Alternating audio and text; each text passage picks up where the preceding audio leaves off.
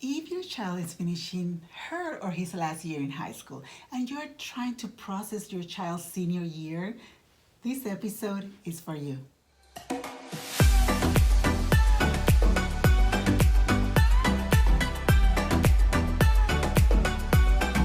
Hello there, welcome to Parenting Hacks with Dr. Yanina. As always, I am so excited that you are here with me today. And in this show, I share one or two practical tips or strategies to help you have a healthier and stronger relationship with your preteen or teen. And this is part two of a two-video series in which I've been sharing tips to help you process your child's senior year and keep calm. And today I'm going to be sharing with you two more tips to help you process this year, but maintain that calmness and maintain that cool. So the reality is that last year, that senior year can be quite challenging and stressful for both, for the kids and also the parents. They're going through this transition and it's not only difficult for us, but also for them, even if they don't let us know. And they're realizing that they will no longer be returning home from school, and now they have more serious responsibilities, and they have to make decisions for themselves that they might not be used to making decisions for themselves. They have to decide what kind of degree they want to pursue, what kind of college or university they want to go, and do they want to stay home and commute, or they want to live on campus.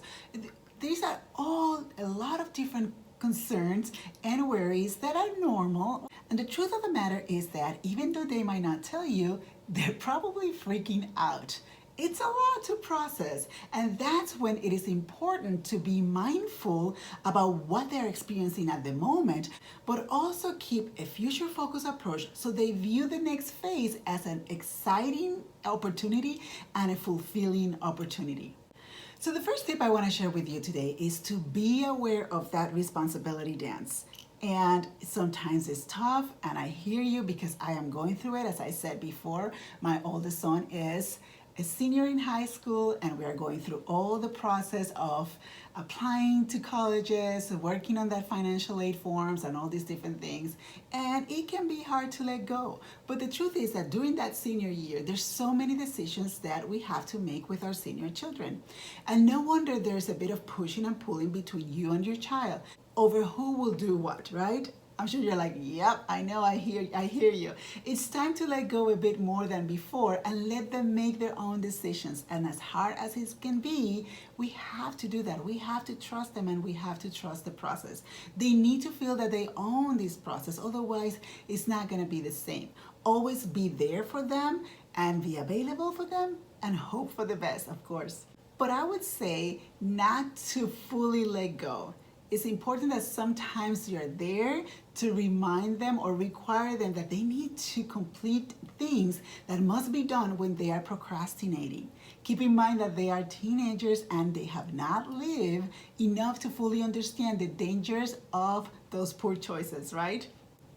The second tip that I want to share with you in this week's episode is to ask questions, use intentional listening, and provide support. They really, really need your support. And as much as you're able to, be there for them. Attend those college open houses events with them, encourage them to do their own research, but also be helpful, help with it. Don't assume that they won't listen to you and accept your guidance. And that's a mistake that a lot of parents do. They're like, oh, they're not going to listen to me.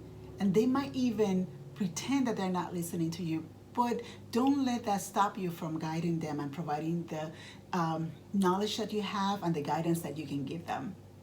Together, talk about the pros and the cons of each institution and help them realize and compare their options. That is very, very important. Help them not to pick the first option because oftentimes it might be that they want to just pick the first one so they don't have to go through the whole process of visiting other institutions, other colleges, or, it might be an intimidating process. So it's important that you talk about the pros and the cons and talk about options, not to just pick the first one just because.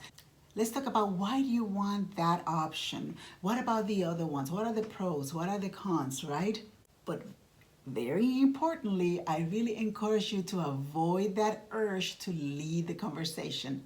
Let them lead it, because at the end of the day, they are the ones that are going to be choosing the college, and they are the ones that are going to be living there and being educated there. So it's important that they feel comfortable, that they feel at home, and that they feel that they made the right choice. Some questions that you can ask them is like, for example, what are your thoughts on this specific institution? What do you think is best? What are your expectations? All these different things. Encourage them and be supportive as well.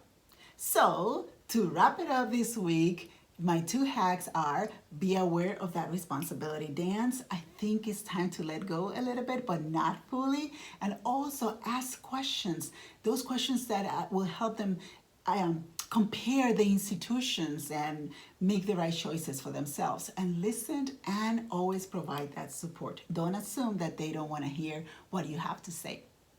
And of course, if you have not done so yet, I invite you to join my Facebook group of mothers. It's called Moms Don't Quit. And in this group, I share some inspiration, motivation, and resources for the busy moms of preteens and teens.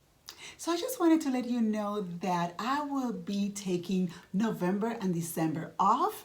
So you will not be seeing new episodes, and I will be back on January 2020 with more resources and more tips on how to have a healthier relationship with your children. But that's okay. What you can do is to go back and check all the different episodes that I have available for you. And there's quite a few, so I'm sure you will find something helpful in my YouTube channel. And before I go, I have a question for you. Do you have any tips for mothers of seniors that I did not cover in this episode that you are finding to be helpful, or you have found to be helpful when it comes to processing that senior year? If you do, please, please, please share it in the comments below, because I will appreciate it, and so will other moms that are watching this episode. As always, thank you so much for watching, and I will see you in January 2020. Have a wonderful week.